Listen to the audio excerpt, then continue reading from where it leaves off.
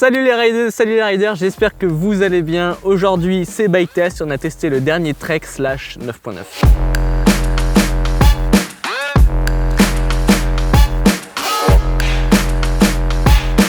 Le Slash est donc le gros bébé enduro de la marque américaine avec des roues de 29 pouces, un cadre en 160 mm de débattement, une fourche en 170.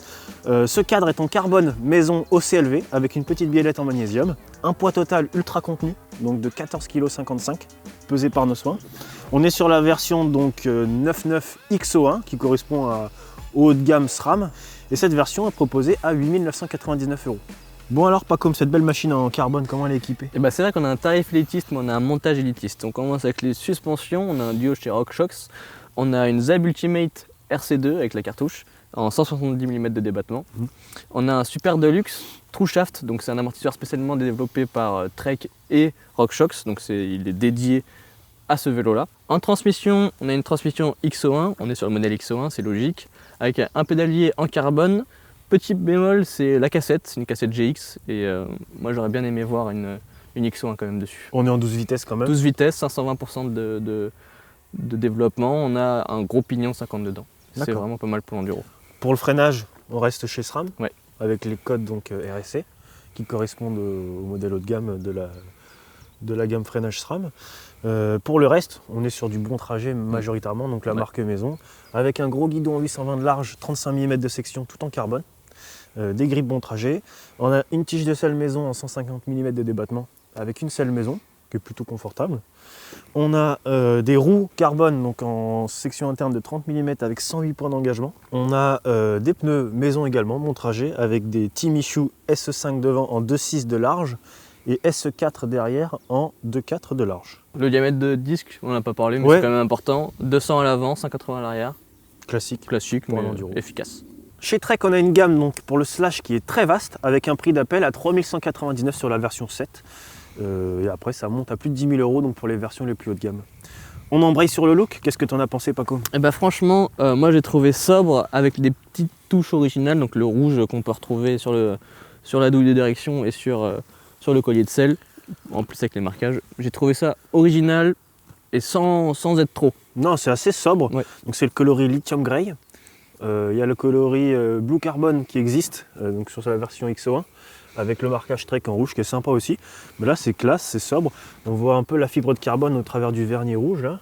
Et puis le vélo il a plu comme tu dis. Hein, ouais, autour de nous il a bien plu. Ouais. Niveau finition, Paco, qu'est-ce qu'on a à dire? Eh ben, il y a plusieurs points à aborder que je pense qui sont assez importants. Par exemple, on a une grande protection du down tube qui est détachable en deux parties. Donc Trek dit que c'est pour protéger le cadre quand tu le balades en pick-up. Nous, on n'est pas très américain, on n'a pas de pick-up, mais on l'a quand même laissé parce que ça protège le cadre et c'est quand même agréable. On a une belle protection de base aussi qui est bien généreuse. Ouais. Ça c'est clair. On a globalement une qualité de finition du cadre, des passages de câble qui est bonne. Qui est très bonne. Ouais. On sent un peu le passage entre le vernis et le gris, mais ça c'est du détail. C'est du détail, c'est vraiment du détail. Important, le cadre il est garanti à vie. Donc ça c'est quand même. C'est quand même sympa quand on achète un vélo à ce prix-là. C'est une belle plus-value. C'est une belle plus-value. Bon, on peut attaquer l'ergonomie. Alors, pareil, il y en a plusieurs points à regarder. Par exemple, sur le JDD, on a un système qui s'appelle le Knock Block qui permet de verrouiller la direction à 77 degrés. C'est suffisant pour ne pas le sentir tous les jours, mais ça va permettre quand tu te craches et que le cintre bouge dans tous les sens de ne pas arracher les durites. De protéger ton cadre au cas où. Voilà. On peut l'enlever si jamais on est adepte des bar spin et tout ça. C'est peut-être pas le cas pour nous.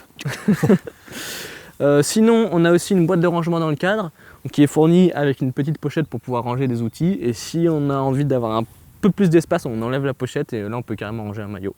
Bon, on va s'intéresser un peu aux chiffres de géométrie. Alors déjà, on a testé le Trek, le Slash en taille ML, c'est entre le M et le L pour le coup. C'est vrai qu'ils ont beaucoup de taille, c'est assez pratique. Ça c'est pas mal. Petite particularité, comme sur beaucoup de vélos maintenant, on a le système qui chez eux s'appelle Milolink, donc c'est un excentrique qu'on peut changer de inversé et puis ça change un peu la géométrie. Et donc nous on va donner les chiffres en low. Donc en low on a un vélo qui est quand même assez bas et avec des angles assez ouverts. On a un empattement en 1243 mm, ce qui en fait un beau bébé. Ouais, un angle de chasse de 64,1, donc le bike est assez ouvert quand même, sans être trop extrême. Des bases arrière en 437 mm, un reach de 469. Et donc quand on le met en position high, on rajoute à peu près 0,5 aux angles et on diminue un peu l'empattement forcément. Alors après, du coup, c'est ni un M ni un L, mais c'est entre les deux. Moi qui aime bien rouler sur les vélos longs et qui suis un peu plus petit que toi, j'ai trouvé cette taille vraiment parfaite. On passe à l'action. Comment tu t'es senti sur ce gros bébé en montée? Et bah écoute, la première côte que j'ai fait, après je suis descendu du vélo pour regarder, pour me demander s'il n'y avait pas une erreur sur la marchandise, parce que tellement ça montait bien. Franchement, j'ai été vraiment étonné.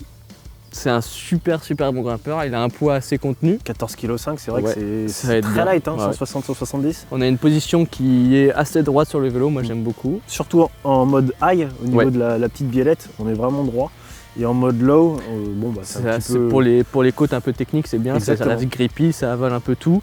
On a des roues carbone qui sont quand même super dynamiques, ont un petit coup de pédale et ça repart Ouais, direct. ça punch bien. Et puis si jamais, moi je n'ai pas ressenti le besoin, mais on a un verrouillage d'amortisseur, donc il est là, donc c'est bien de l'avoir. Donc un très bon grimpeur pour sa catégorie, quoi. Voilà, clairement. franchement c'est un de ses gros points forts. Bon, je te propose qu'on passe du bon côté de la pente. En même temps, quand on regarde ce vélo, on se dit qu'il est fait pour ça. On commence avec le confort. Clairement un gros bébé. Ouais. Donc niveau confort, c'est une suspension qui travaille très bien. Ouais. On a vraiment un vélo qui absorbe le terrain, avec les gros boudins, bon trajet. En tubeless, on a vraiment l'impression de s'envoler au-dessus du... On est sur un petit coussin, c'est sympa. Juste l'avant, avec la 38, la roue carbone et le guidon en 35 de large de section et en carbone, on a un avant qui est quand même qui a une petite raideur et qui est physique un peu à emmener. Petit truc pour revenir sur les suspensions, sur le site de Trek on peut rentrer directement le poids du pilote et ça va nous donner un peu de réglage et la pression qu'on va mettre à l'intérieur. Moi j'étais un peu surpris du résultat, après j'ai encore un peu pas trop l'habitude de rouler sur les ZEB, donc là j'ai mis 52 PSI, je fais 63 kg à peu près, donc c'est vraiment très peu et ça donne vraiment un bon confort. Bon, le grip pas comme avec ses gommes bon trajet et ce super cadre. Eh bah écoute, j'ai trouvé qu'il y avait deux faces, vraiment. Quand on roule sur le sec, on peut mettre de l'angle, il n'y a pas de souci. On est d'accord sur les deux qu'on a même des fois un peu de mal à le faire partir, à le mettre dans les appuis. à faire les le appels pneu contre arrière. appels, des fois c'est pas évident tellement ça grippe bien. Mais moi mon petit souci c'est que dès que le terrain commence à être un petit peu humide, moi j'ai perdu ma confiance tout de suite. J'arrivais presque, moi j'arrive quand même à piloter, mais c'était beaucoup plus dur. Parce que les gommes sont, je pense, pas assez polyvalentes. C'est un petit manque de polyvalence au niveau des gommes, mais autrement la suspension permet un bon grip en virage. Ouais. Quand on a de la pente, vraiment le bike il envoie, c'est vraiment sympa, quoi. C'est impressionnant. La maniabilité, le dynamisme du bike. Eh bah écoute, moi petite particularité, j'ai l'habitude de rouler avec énormément de rebonds, donc ça gagne un petit peu en maniabilité et en dynamisme, mais de manière générale j'arrive à m'y retrouver. Et franchement, on a envie de sauter partout, on a envie de faire des petits appels comme ça. C'est vrai qu'il est assez maniable. Ça reste un gros bébé quand même, donc Oui, sur des faut terrains pas oublier très, que c'est pas... Ouais. très vraiment étriqués et tout ça. Bon là c'est un gros bébé, mais dès qu'on est sur des spéciales où il y a un petit peu de place et tout ça, il s'envoie très bien. On a des roues, enfin en termes de relance, les 108 points d'engagement, on a un vélo, on met 3 coups de pédale et pouf, ça repart directement. C'est ultra rapide. On voit que c'est vraiment typé pour aller faire du chrono, quoi. C'est ça. C'est un peu typé RS, c'est ce que j'ai pensé aussi. Ouais.